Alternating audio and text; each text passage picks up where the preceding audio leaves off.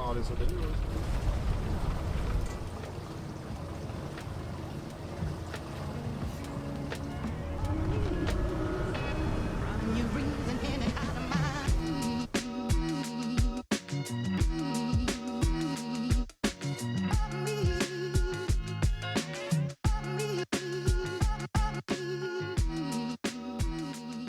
Bonjour, je m'appelle Paul Tachon, donc je travaille à la réserve naturelle de l'île du Grand Connétable en tant que garde animateur. Donc mon travail consiste à sensibiliser, valoriser les espèces en enjeu de la réserve, les missions qu'on y mène. Donc je suis aussi salarié au GEPOG, donc le groupe d'études et de protection des oiseaux en Guyane. C'est une association qui œuvre à la protection des oiseaux depuis de nombreuses années et qui maintenant travaille sur de nombreuses espèces à enjeu, mais aussi les habitats, dont les habitats marins et l'île du Grand Connétable.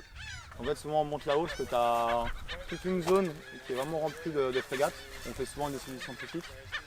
Et pareil, en fait, en remontant, après tu as une vue d'en haut depuis la plateforme pour les sternes. Donc là, nous sommes actuellement sur la réserve de l'île du Grand Connétable, donc, qui avait été initialement créée pour la protection des oiseaux marins qui y nichaient. Et au fur et à mesure, les gardes se sont rendus compte qu'il y avait énormément de jeunes tortues vertes qui s'alimentaient autour de l'île. Des protocoles de photo-identification ont été mis en place sur la réserve. Donc là, ça fait à peu près 3 ou 4 ans qu'on travaille dessus, ce qui permet du coup d'améliorer nos connaissances sur l'espèce, aussi connaître un peu sa fidélité au site, connaître aussi son taux de survie sur le site, et à très long terme aussi voir les échanges qu'elle peut avoir avec d'autres sites connus. Du coup, tout est basé sur la tête. Alors, dans d'autres endroits dans le monde, on fait aussi sur la carapace. Ici, c'est un peu compliqué parce que avec la vase et notre visibilité, on a plus de mal avec la carapace. Mais non, tout se fait sur la tête, soit sur les côtés ou sur le dessus de la tête. Donc, ça va être le nombre d'écailles qu'elles peuvent avoir, la couleur des écailles, la forme qu'elles peuvent avoir, ces écailles aussi, est-ce qu'il y a des cicatrices ou non. Voilà, et en fait, si on mélange tout ça, ça va faire un peu comme une carte d'identité.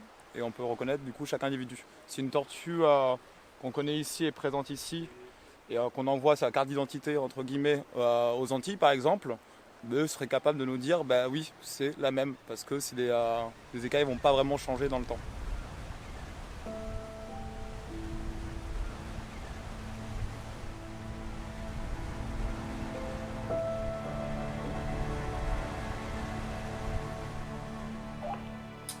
Tu peux commencer, je vais faire avec le bordereau du coup et nous on est au carbet.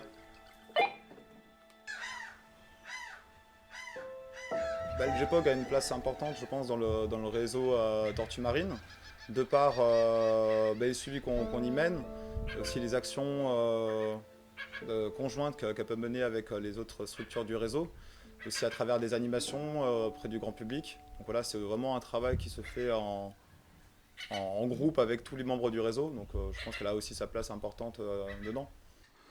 Donc c'est ton heure de début, tu fais signaler un animal.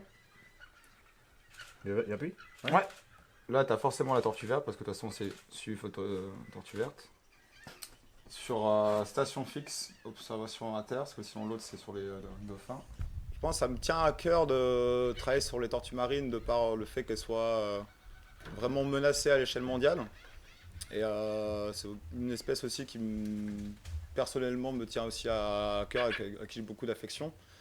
Et c'est marrant aussi à travers la photo-identification comment cet attachement peut être vraiment marqué du fait qu'on reconnaît ces individus facilement. Du coup, il y a vraiment un attachement qui se crée à chaque individu, vu qu'on les suit depuis longtemps.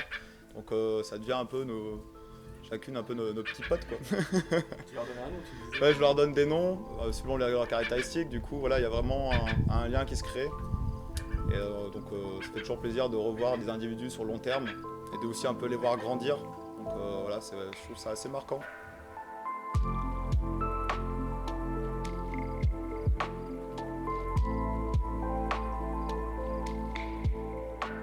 Alors là, on revient de mission. Donc l'objectif, on trie les photos, on enlève toutes les photos qui sont floues, toutes les photos où il n'y a pas de tortue.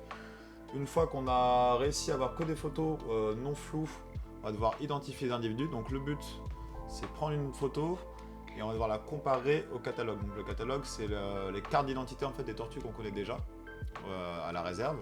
Donc grâce à ces photos-là, on va pouvoir comparer du coup les photos aux autres.